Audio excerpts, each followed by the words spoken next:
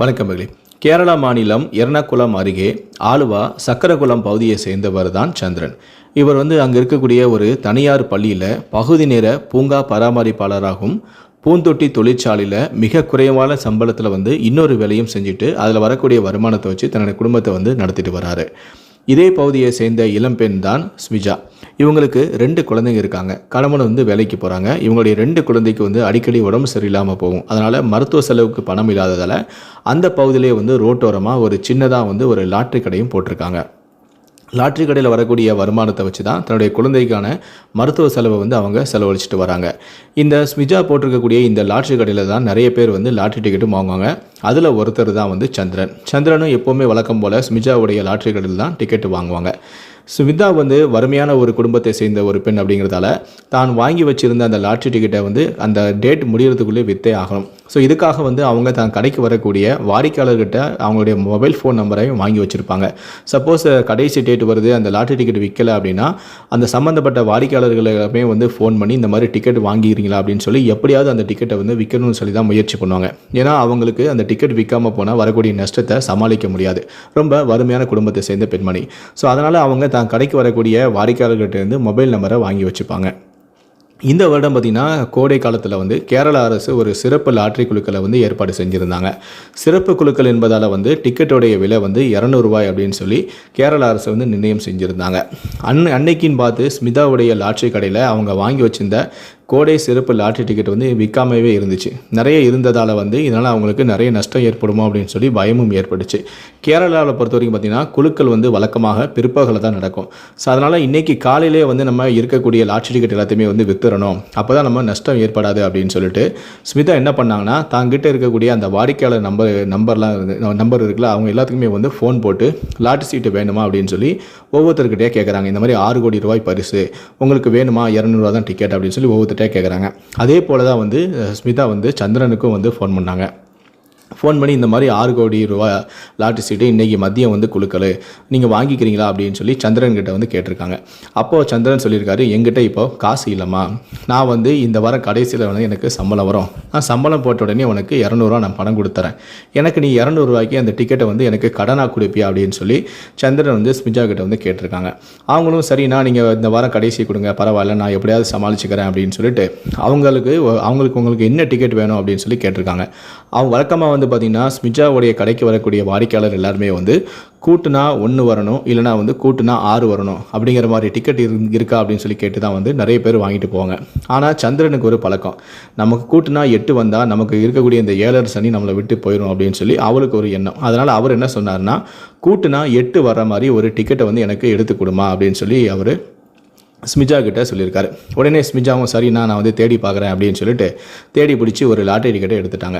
அந்த lottery டிக்கெட்டுடைய number என்னென்னா 316142, மொத்தம் 17 வரும். 17 கூட்டினா 1 + 7 கூட்டினா 8.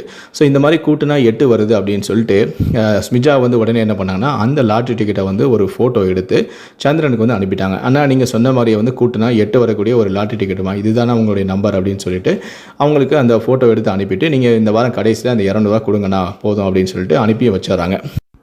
சந்திரனுடைய வாட்ஸ்அப் எண்ணுக்கு அனுப்பி வச்சுட்டாங்க. சந்திரனும் அதை ஓப்பன் பண்ணி பார்த்துட்டு நான் சொன்ன மாதிரியே 8 கூட்டுனா 8 வருதா அப்படின்னு சொல்லிட்டு அவங்க அனுப்பிச்ச அந்த டிக்கெட்டை நம்பரை பார்க்குறாரு. நம்பரையும் கூட்டி பார்க்குறாரு. 316142. சரிம்மா கூட்டினா 17, 1 + 7 8. சரிம்மா நான் சொன்ன மாதிரியே நீ கரெக்டாக கூட்டினா 8 வர மாதிரியே நம்பரை செலக்ட் பண்ணி அனுப்பிச்சிட்டேன். நான் இந்த வாரம் கடைசியில் எனக்கு சம்பளம் வந்த உடனே நான் சொன்ன மாதிரி 200 ரூபாயை கொடுத்துட்றேன் அப்படின்னு சொல்லிட்டு அவர் ஃபோனை வச்சுட்டாரு. அதுக்கப்புறம் பார்த்திங்கன்னா அந்த அன்னைக்கு பார்த்திங்கன்னா சாயந்தரம் போட்டிக்கான முடிவுகள் அறிவிக்கப்படுது. மாலையில் யார் வின் பண்ணாங்க, யாரோடைய நம்பருக்கு பரிசு விழுந்திருக்கு அப்படின்னு சொல்லி முடிவுகள் அறிவிக்கப்பட்டிருக்கு. அப்போ ஸ்மிதா சரி யாருக்கு தான் அந்த பரிசு விழுந்திருக்கு அப்படின்னு சொல்லி பார்க்கலாமே அப்படின்னு சொல்லிட்டு பார்க்குறாங்க. அவங்க சந்திரனுக்கு எடுத்து வச்சுருந்த ST 316142 இந்த லாட்ரிக்கு தான் முதல் பரிசு 6 கோடி ரூபா விழுந்திருக்கு அப்படிங்கிறத பார்த்துட்டு அவங்க ரொம்ப சந்தோஷப்படுறாங்க.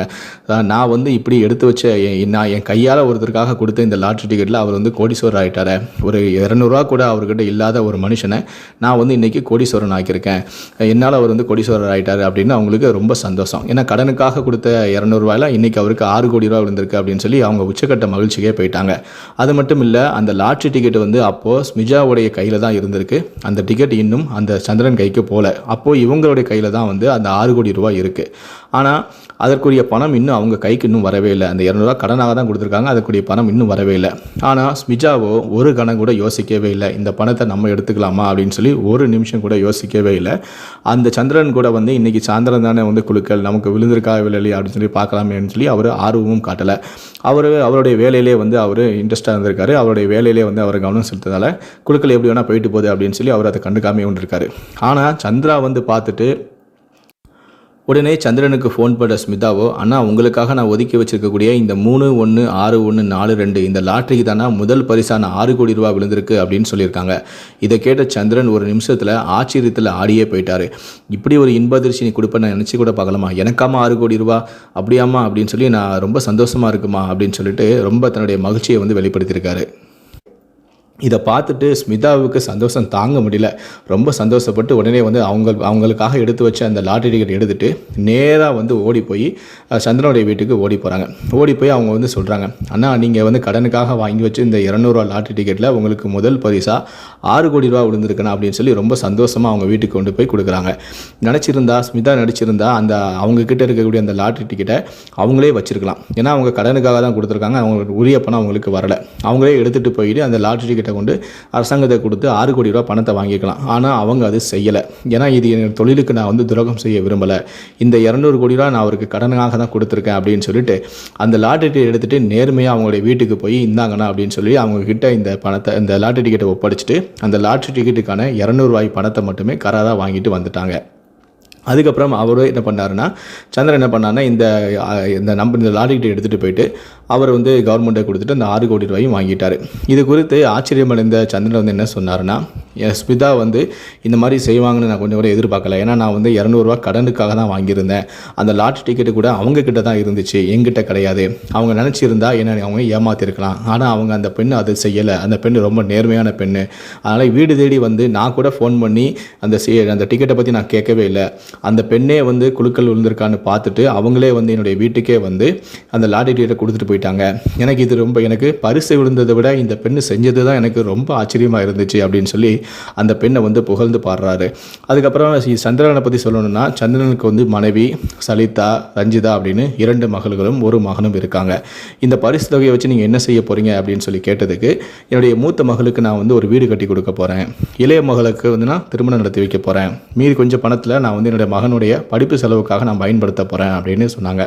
சரி, இவ்வளவு செஞ்ச ஸ்மிதாவுடைய நேர்மையை பாராட்டி அவர் என்ன செஞ்சார் அப்படின்னு சொல்லி தெரிஞ்சுக்க தானே நீங்கள் ஆர்வமாக இருக்கீங்க. அவர் ஸ்மிதாவுக்கு நேரடியாக போய் உன்னுடைய நேர்மையை பாராட்டு விதமாக இந்தாம்மா உனக்கு நான் 1 லட்ச ரூபா பணம் தரேன்னு சொல்லிட்டு 1 லட்ச ரூபா பணத்தையும் கொடுத்துருக்காரு. ஆனால் அதையும் வந்து ஸ்மிஜா என்ன பண்ணாங்கன்னா, அந்த 1 லட்ச ரூபா பணத்தை வாங்கி முதலமைச்சர் நிவாரண நிதிக்கு வந்து அவங்க நன்கொடையாக கொடுத்துட்டாங்க. கடைசி வரைக்கும் அவங்க சந்திரன்கிட்ட இருந்து கை நீட்டி அந்த 200 ரூபாயை தவிர எக்ஸ்ட்ரா 1 ரூபா கூட வாங்கவே இல்லை. இப்படிப்பட்ட ஒரு நேர்மையான பெண்ணை பற்றிய உங்களுடைய கருத்துக்கள் என்ன அப்படிங்கிறத கீழே இருக்கக்கூடிய கமெண்ட் செக்ஷனில் மறக்காமல் சொல்லுங்கள். முடிந்த அளவுக்கு இந்த வீடியோவை மற்றவங்களுக்கும் ஷேர் பண்ணுங்கள். மேலும் இது போன்ற பல வீடியோக்களை பார்க்கணும் அப்படின்னு நினச்சிங்கன்னா மறக்காமல் சேனலை சப்ஸ்கிரைப் பண்ணுங்கள். நன்றி, வணக்கம்.